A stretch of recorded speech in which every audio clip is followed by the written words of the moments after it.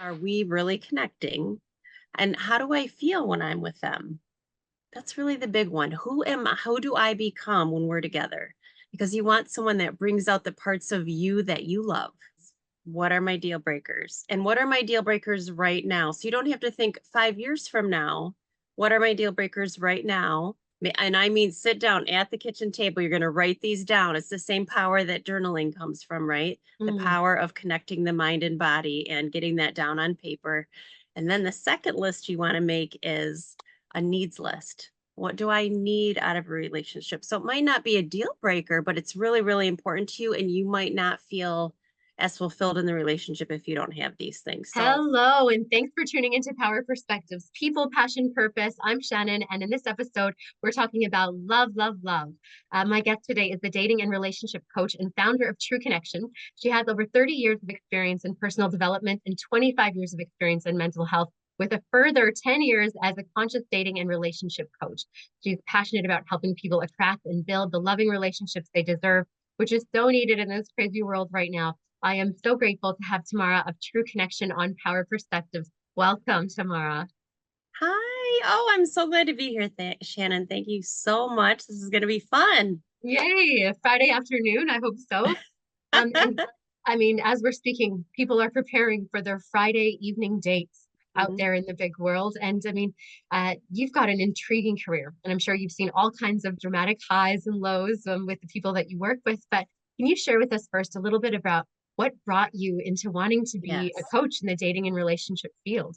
I've always been interested in relationships and counseling, coaching, that kind of thing. But what had me choosing this interesting niche is that I've been through so many things myself personally. So, divorce, and then a broken engagement following that, Mm. and the roller coaster of dating. So, how to build that, how to find someone, choose the right person, and then how to build that conscious connection after that. So, you have something beautiful and sustainable.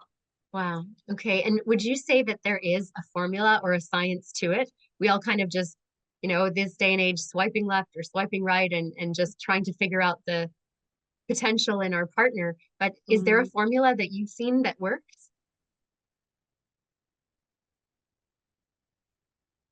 So I think there is a lot of science behind it, right? Hormonal or just some scientific explanations. There's tons of data out there, but really, what I think is going to make the biggest difference for people is the conscious practices, really simple, fundamental things.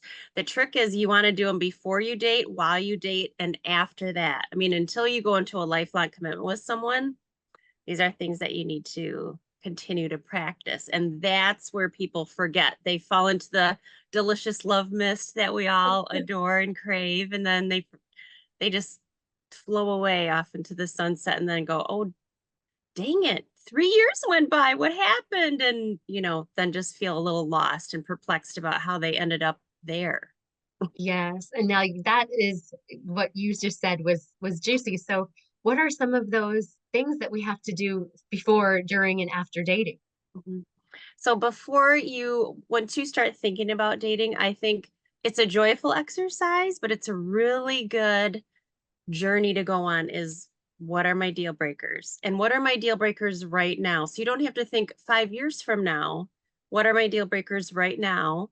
And I mean, sit down at the kitchen table. You're going to write these down. It's the same power that journaling comes from, right? The Mm, power of connecting the mind and body and getting that down on paper. And then the second list you want to make is a needs list. What do I need out of a relationship? So it might not be a deal breaker, but it's really, really important to you. And you might not feel as fulfilled in the relationship if you don't have these things. So, my partner needs to be this height, play golf is not going to be on that list. okay.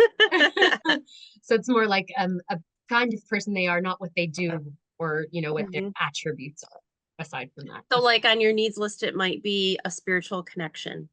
Right. Yes, that makes sense. And so Mhm. when you're saying deal breakers, I mean, that's just about establishing your own personal boundaries, correct? Is that Right. So, a deal breaker by definition is if your date has one of these things, it's over. okay?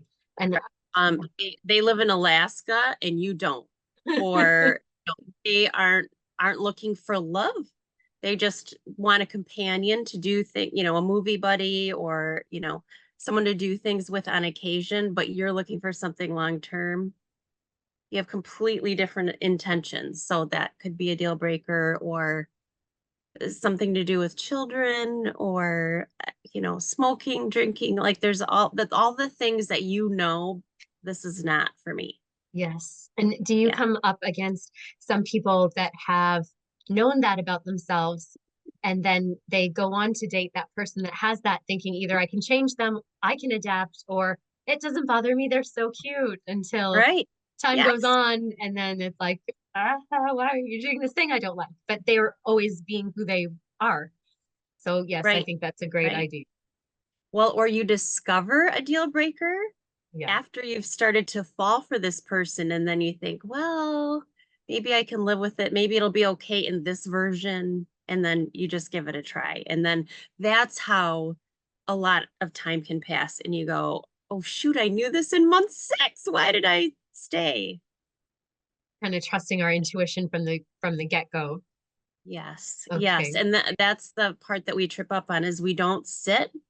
And that's part of why you sit at the table and look at your lists. So you go out on one date, you relook at your lists. Then on date 5, if you still like them, or even if they're a maybe, you keep going out till someone's a no. Okay. Connection and attraction can grow with time.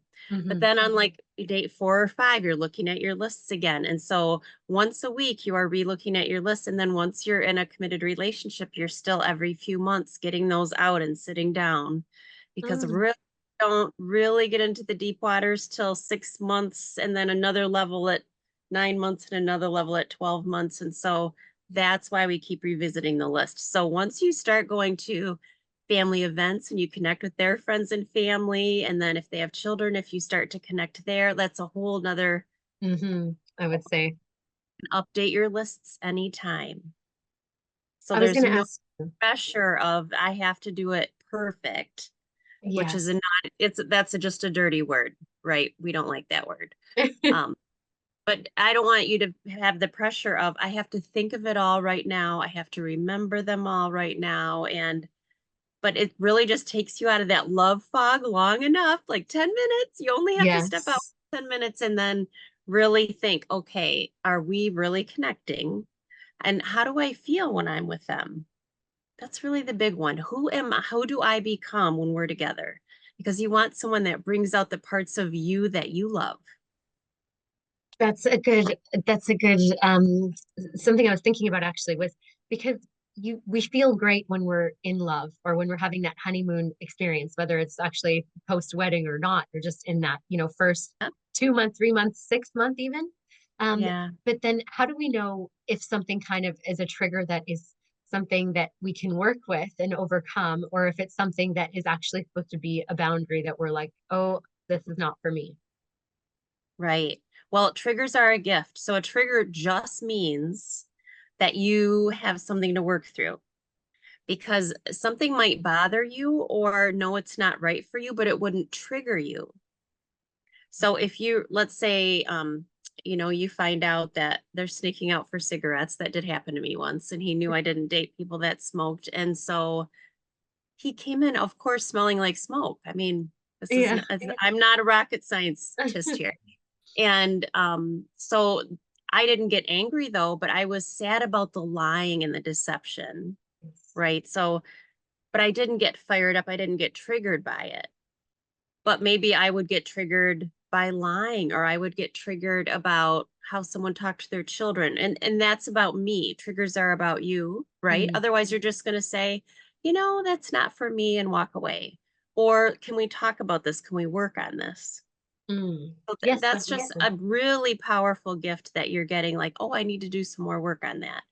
And set a boundary too. I mean, obviously, when he came in and smelling like smoke, I mean, for me, that was a deal breaker one, and so is lying. So obviously, I mean, we're not going to have a chat about how can we work this out. It was just done.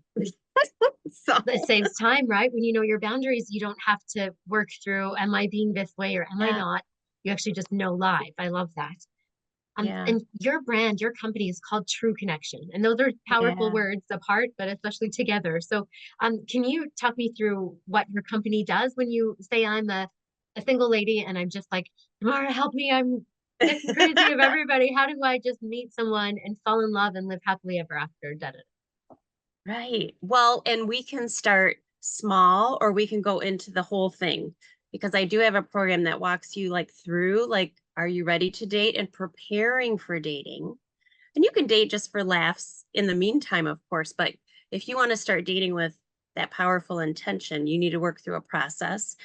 And then how do you meet someone and how do you date online? How do you meet someone the old fashioned way in person? And then getting into that deeper connection. We talk about sex, conflict, kids, and how do you move from dating to relationship to, like, for instance, you might be behaving like a committed couple, but no one has said the words, which means you're not.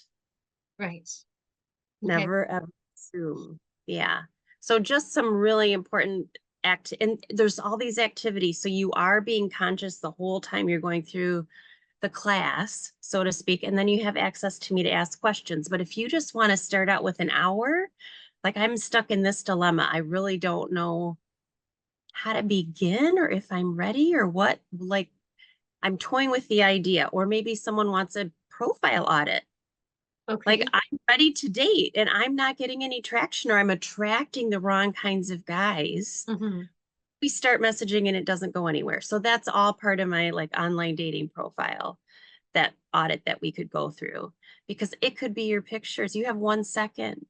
You have Hmm. 1 second to make an impression with your picture, to make them go on to the other pictures, and then to have Hmm. them to like your description or the part where they actually learn about you. Awesome. Yeah. And I mean, I love that. I didn't know that people could, sorry, there's a fly that's attracting itself to me. But so I didn't realize that you could do a profile audit, and that's just so smart. You know, I previously just asked a girlfriend, like, is this working? Like, Mhm. why did a guy in a tutu message me instead of, a knight in shining armor, yada, yada, yada. Right. So, Right.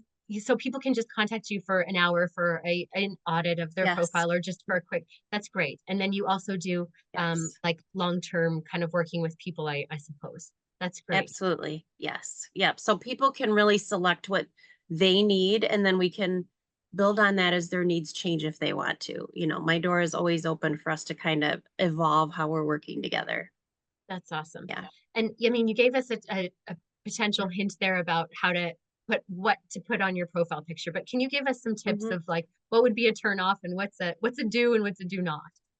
For say, Yeah, well, I mean, the lady side of it, right? All the annoying types of images that you're seeing, right? And so so no bathroom shots and you want to have pictures of your eyes and you having fun. Um, no pictures in the bed, but that's just because we all are trying to be sweet and sexy, but it doesn't come off that way. Like because we're not models, right? So yeah, unless you know how to pose and convey the message you're trying to send, you could be sending the wrong message. So there's just some basics like that just don't just avoid those because it's likely to go wrong. So photos in a bathroom or in a mirror or just have someone take pictures of you so people aren't distracted by your phone, by the mirror, by the other things. yeah, And people look at your background too. for What's in sure. your background? Is there are you in the laundry room with a big, like all the things you need to fold? Or, I people do notice. So even if it's just subconsciously, people are taking it all in and they want to see your eyes and your smile. So a variety of shots is really important too. So men are confused if you have like just one or two images and one of those is not a full body shot. They're scared. I've Yeah, heard this because actually. Like, I don't know, yeah, what if she's got three legs or, yeah, so they are very stimulated yeah, visually, so that's what you've got to appeal to. right.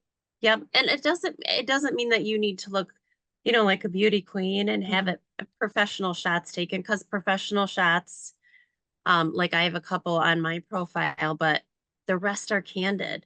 If Yeah. they're all with filters, or men also don't like filters. They're Okay. confused by them. They don't understand The Feels like a why. trick. Yeah. Where's she going with this? So you want to show your eyes, which means not a lot, just one hat, one sunglasses, and the rest of you. So if you love how you look in sunglasses, that's great. Put one up there, but make sure there's a variety. So they're seeing different sides of you, maybe a professional side, you and your pet, or and also too, it's confusing if you put children in your photos that aren't yours. Yes. That I would mean, send the wrong message. well, it's just confusing if later you said, "Oh, I don't have children," or if it says in your all those little ticks that you can tick, "I don't Hmm. have children, but there's children in your photo," or you and four other women are in the photo. Which one are you? Exactly. So make it simple and try to show different elements of your personality because they'll all be attractive. Okay, that's great information. And I have a partner, and it's been for nearly 4 years. But even just before him, I had never adapted to technological advancements in courtship, and I don't know how if I don't actually know if left or right swiping is the one to do, or I don't know what the Right. names of them are. But how have you Right. found that technology has shifted dating and relating and relationships? Mhm.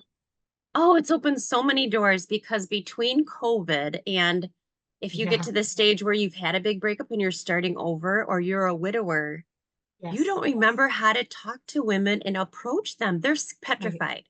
Yeah. They're likely not going to talk to you. So, how we used to like drop our handkerchief and the men, the whole Bridgerton thing, like we still need to do that. We don't need to actually approach and ask a man out because then our roles get reversed, but because we thrive off that polarity and the masculine feminine energy, but just get a look. Or like I asked someone last night, so we're all watching the dancing, so do you dance? And I just opened a conversation. So it would have been on him to ask me to dance or to make further that conversation, but I'm going to open the door.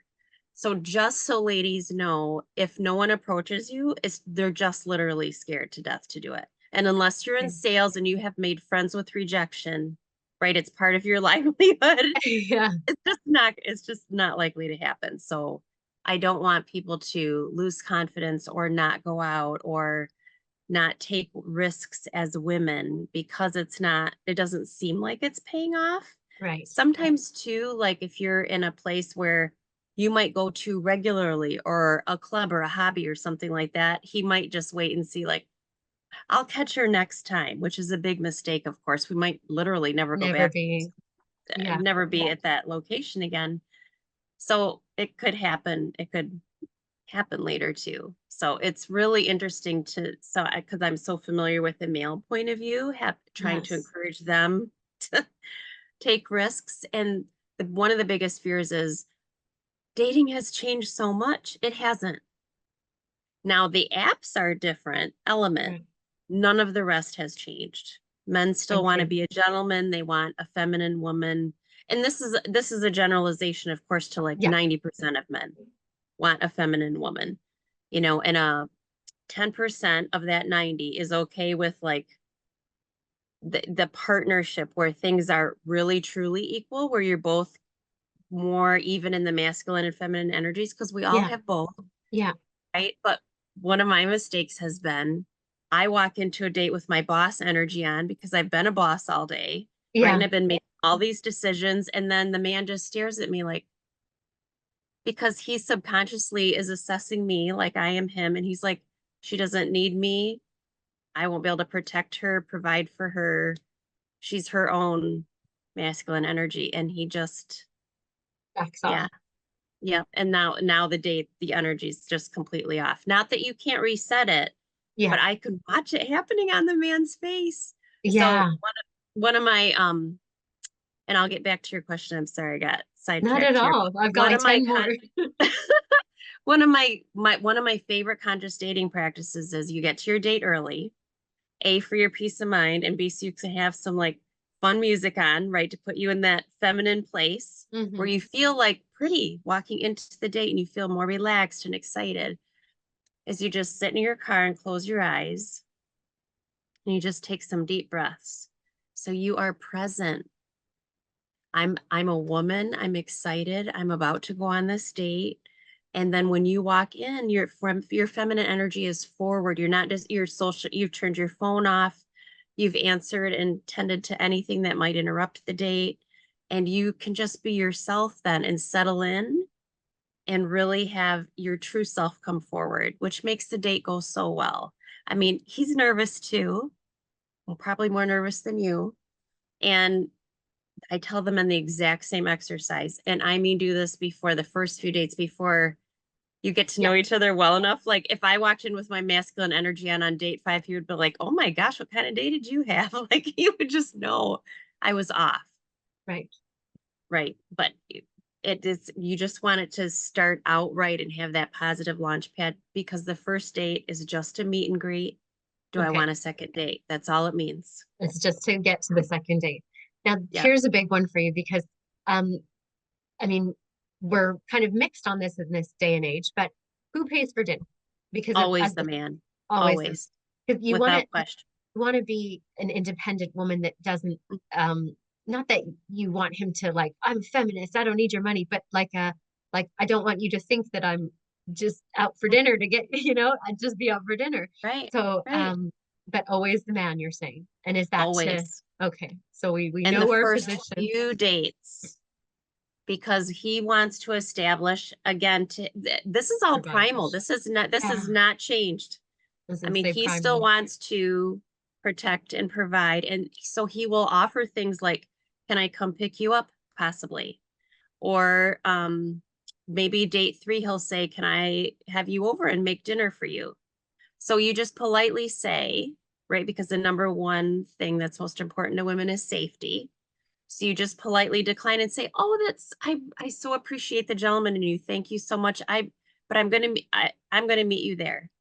So you're going to affirm him and decline at the same time.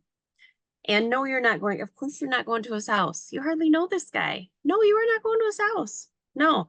And the bad thing about going to his house is, well, there's a lot of things, but one of on your safety is physically the affection will progress at an alarming rate because you are disarmed, you're in someone's home, the opportunity is there, there's no distractions, there's not a server there, right, to say, oh hi, excuse me, and interrupt, right? Yeah, Oh, and you want him to court you if you want a long-term relationship. Now casual dating, that's different, but I'm a long-term relationship kind of girl for the most part. Most of my clients are really after the full package. And right. so sex and affection really hormonally like topples the apple cart. It just gets, you have all this artificial intimacy that isn't actual, it's just not real yet. You haven't genuinely Mm, created it yet. And so there's all these things that can come into play. And a lot of times when a man says, can I make dinner for you? He's trying to show you that he's got skills. Like he yeah, wants to do something special for you and treat you in a really special way. And it's not often, there's not a like a diabolical, like sinister purpose behind I've, that, right? To I've get got you her into, here. Yeah. right. Yeah. I mean, but again, that's up, what kind of men are you attracting? And if it is that kind of guy that you're attracting, then let's get into why that is. We just need to adjust a couple little things. It's not you, it's just your energy needs to be adjusted or your profile. Right. Okay, these are great tips. How many dates should we go on before sex? What's an appropriate I window? think you can take, well, And I mean, there obviously isn't, vary. it does. It really does because there's nothing sexier in a man than confidence, one, and two, restraint. So if he walks away because you're on date 5 and you haven't had sex, I mean, he's really not in it for the intentions he says he is. Yeah. Yeah. I mean, that's just not enough time. That's, I don't know, 2 weeks to 5 weeks, right? I mean, Okay. you just don't know him that well. And again, you have to look out for your personal safety. And also, there's nothing wrong with checking his intentions. Like, do we indeed want the same things? And you want to get to the point where you've needled through the deal breakers, right? Are we, we're always going to look at that list, but I just mean, have you asked the questions to get to the bottom of these things.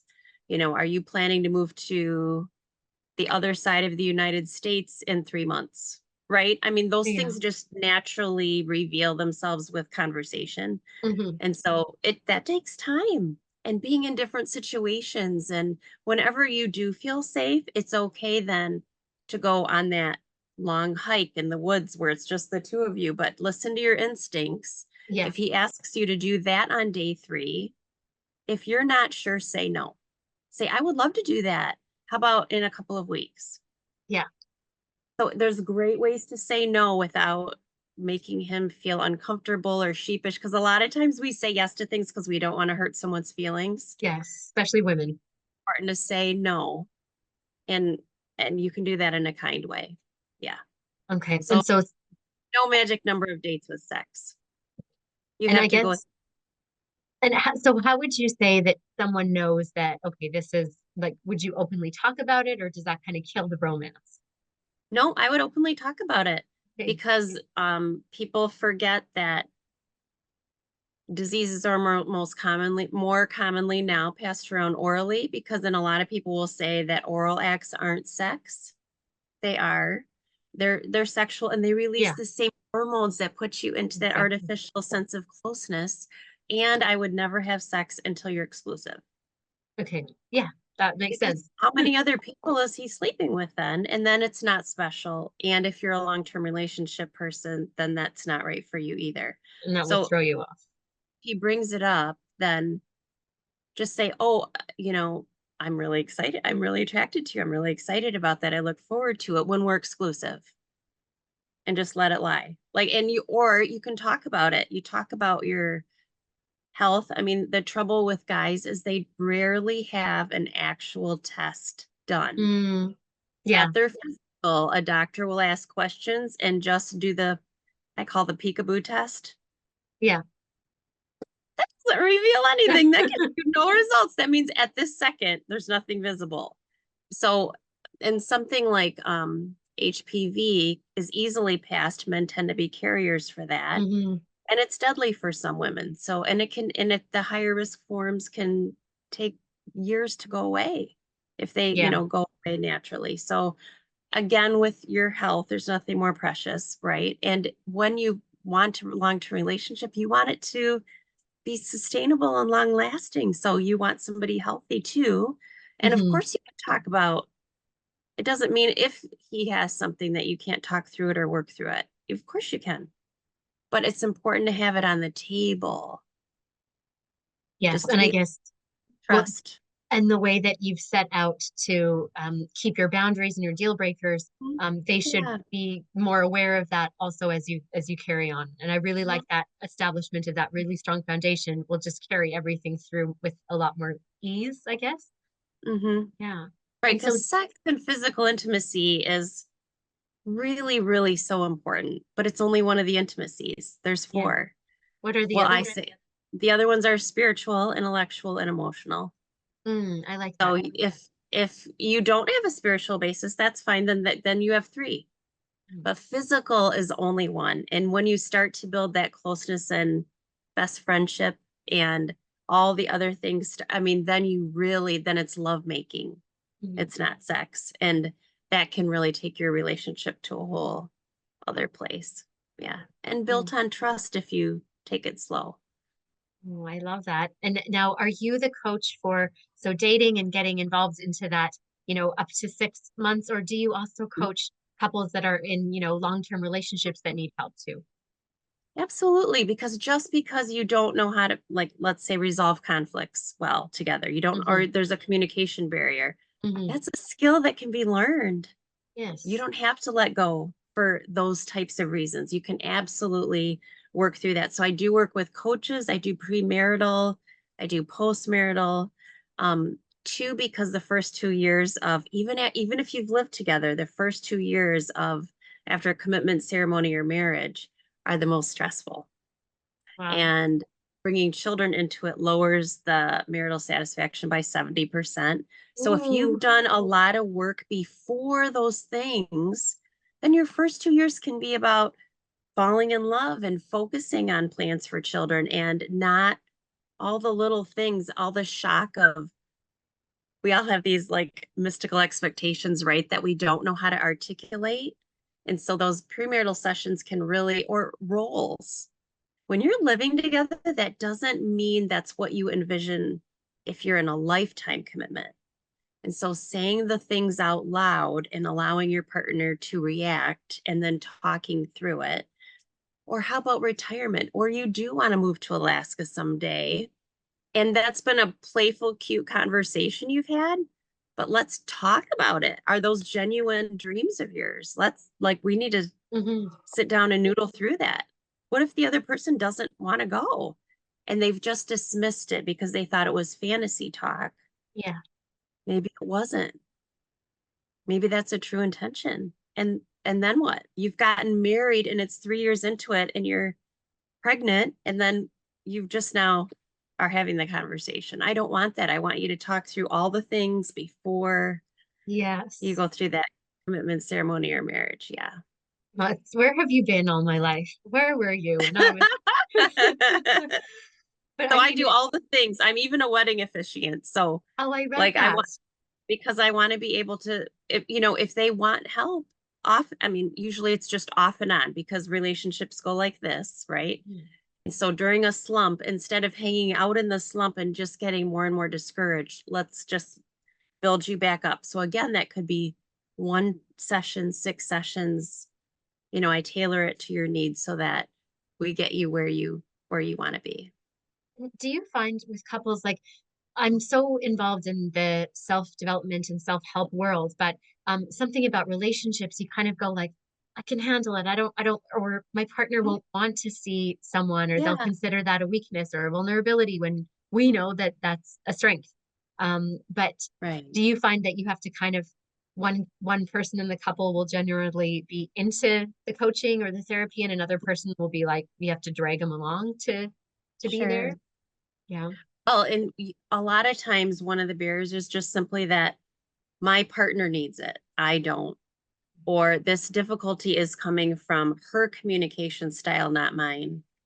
Yeah. Or it could be sexual too. Like, how do I talk to my partner? Because having conversations about sex, and that's why I loved just being vocal about it early on, because as you go along, you really need to, it doesn't have to be in bed, but talk about your bodies and your desires and your fantasies and talk about all the things Hmm. so that you don't wake up one day and go, I'm so bored, or I feel disconnected, or he doesn't know me, or it's not necessarily something we're used to talking about though. So it's just a new habit to build and practice.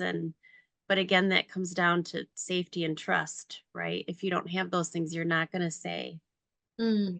And I mean, what you want. you keep going back to that, and that is an embodiment of the true connection. So I really like that that's Yeah. in your foundations.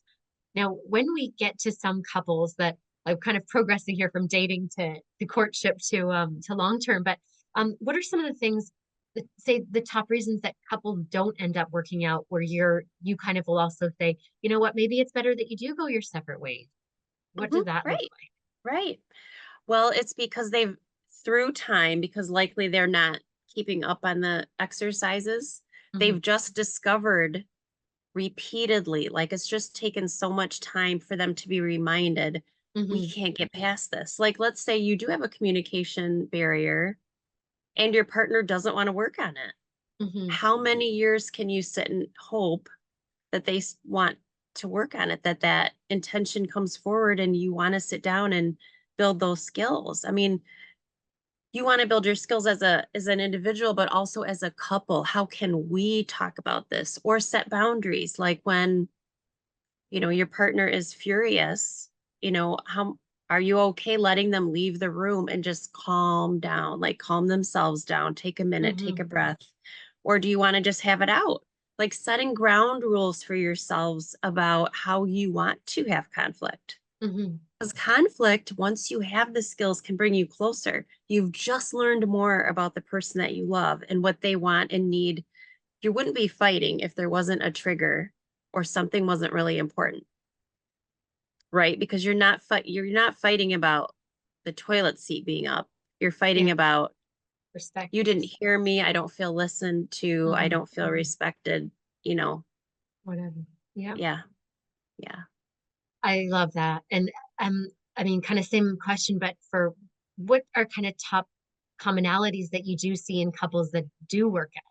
Or I mean, they do the work obviously, but what are Yeah. some examples of the work look like that relationships long term lasting go through? Right. So my whole premise really is that I'm hoping that people use the exercises to know when it should end, Hmm. because you're looking at your lists and then you're paying attention to, how do I feel? How do we work together? How are we connected? Or do we just have that mystic, a lot of us in our lives, if not everyone, will have that really strong mystical pull to someone, and you can't explain it and you don't know what it is, or they feel like home, or that's something else. That doesn't mean you belong together. That is a mystical spiritual thing, Hmm. but that doesn't mean anything for your love life. That means you want to connect and find the reason behind that. And it could be with somebody that you're not sexually attracted to, or a gender that you're not attracted to. It just means that you need to connect, but it doesn't Mm, mean you should be in bed or in a relationship. I like So that. Yeah. it's so big though. I don't know if that's happened to you, but it's happened to me with men and women and people I wouldn't ever date in a million. Like, Do you know what? I've what heard is that that it's all? like I've heard it is a or a channeler that I follow explained it as you're recognizing a connection with someone that you've had in a past Yes. life. And Yes. and that's Yes. great. And it just because it Mhm. appears as an attractive opposite sex person now, it could have been your mom in a past life. It's a strong desire to connect, and you're absolutely right. It doesn't Yes. mean you have to be in bed together. It's just that Yeah. recognizing, remembering, realizing something Yes. from the past. So when you have that big, like, oh, you feel like home and you just feel like, oh, like I want to get married in 3 weeks. It's just instantaneous. Be cautious with that, because or there's the ick. That's the range, right? Ick and you're my dream person. I want to marry you in 3 weeks. So in the middle, though, is really where you are most likely to have success, because Okay. it's not the past life connection and it's not the ick. It's, let me learn more. I would love to get to know you. I want to start to connect with you. That's really where the long-term sustainable relationships come from, is the middle. Yeah. Okay. Gosh, and I So have if so you do decide to pursue the big wave, that big wave and pull that you get, again, use the conscious dating practices to keep you, because likely you're going to find deal breakers, yeah. or things just aren't, there's not enough things checked off your needs list. So just proceed with an open mind. You got to step out of the love fog for like 10 minutes and you can go right back in and do it I regularly. I Yeah. love that you're talking about that. I definitely did follow one of those paths, but incorrectly. So I learned, but that was Hmm. such a whirlwind. It definitely had Yeah. a past life connection, engaged, and then within 3 months of meeting, engaged, broken up, going to Yeah. counseling. Like it can happen that fast. Um, Yes. and I It's mean, powerful. yeah, and as we're talking about the progression of this, like it's also important to talk about breakups. And so many people can be damaged for a long time through a breakup. Hmm. But what in your opinion does a healthy breakup look Well, just arriving, you getting comfortable with your decision. So if you are the person ending the relationship, it's because you've just sincerely realized, after all this time and us trying to work through this for 6 months, we just are going different directions. We want different things. We just don't want to approach the relationship in the same way. And so you just sit down and you talk it out. Like, like? never, ever break it off via text unless it's like your Yeah, third date. You know what I mean? Like, you're not a couple. It's just a, I had a great time with you. I just don't think we're a good match kind of message. Like, danger. but beyond that, it's a phone conversation if you're been dating a while but you're not committed, and then if you're committed, like, it's a sit down, so that you both have closure. Hmm. And likely the other person is going to want to understand the why, all the whys. I mean, people just tend to ask, like, allow for a long conversation in most cases. Yeah. So just respect, end with respect. Yeah. And self-respect also is respecting the other. I love that. Yes. So how do you know when you're with the one, we call it? Yeah. Well, so they don't have any deal breakers. They meet most of your needs list, maybe not all, but then when the ones that they can't meet, can you live with that? Are you okay with that? Can you Yeah. compromise or can you live without it? Like sincerely. I mean, this is a decision you're making. Can I sincerely live without that? Because the mistake would be to continue the relationship, never get that need met, and then be angry, right? Hmm. Because now you've harmed yourself and the relationship, hoping that would change or evolve. Assume it's not going to, right? It's a conscious conversation with your partner to say, this is something that I need. Are we ever going to get there, or can we work on it, or can we talk with a coach or a counselor or a therapist, or are you open to this, or how do you feel about this? So, for some people it would be like spiritual practices. So if you're going to date someone that's agnostic or atheist, are you okay, for instance, with not ever having that shared belief system? Hmm. To me, that's one of the intimacies, but you have to really sincerely be okay not having that. So if you have all the things that you feel like that you need, but also you can live without this small handful of things, and then you have patterns built up where you've made a structure of how to communicate. You have planned date nights, you check in with each other every day in person. If you're a committed ongoing relationship, if Hmm. not on the phone, right? That you just have your catch up time and that you actually stop and you take that conscious moment to listen. You engage. So when you kiss your partner goodbye, as often as you can consciously do that, right? Because we all fall into routines. But do you have hello and goodbye rituals? Do you have date nights and check in times? Like, do you share Hmm. dinner together, or is this pillow talk? Or if there are some voids, like your schedules are opposite, you're going to have to compensate with an actual practice. How are we going to make up for that? Because pillow talk is really precious. Are we going to do it on the 2 days a week we can sleep in together? Hmm. Am I going to adjust my schedule? And the best practices really are just staying engaged with your partner, having that like communication and trust and connection with them. You want to stay connected. And that's why talking about all the things is really important. So, kids, friends, family, there's always sticky things, it seems like, with family. So we both want to be at the same place, on Christmas. It's my mom's birthday and she wants me to spend it every year with her. But again, it's $1,000 plane ticket. Right. Can we do that every year? So you're honoring your partner's wishes, but sometimes you have to set boundaries that you can't do everything that you want to with family, or it's every other year, or all those Compromise. yeah. Yeah, just really sitting down and having a conversation. So being careful to not do it. It goes better when you're not like in the car. You're just Hmm. distracted, or you get to your destination and you're only halfway through talking about it. So plan the time carefully Right. on big topics so they actually get handled, because having things hang over to the next day is going to weigh on both of you. Yes.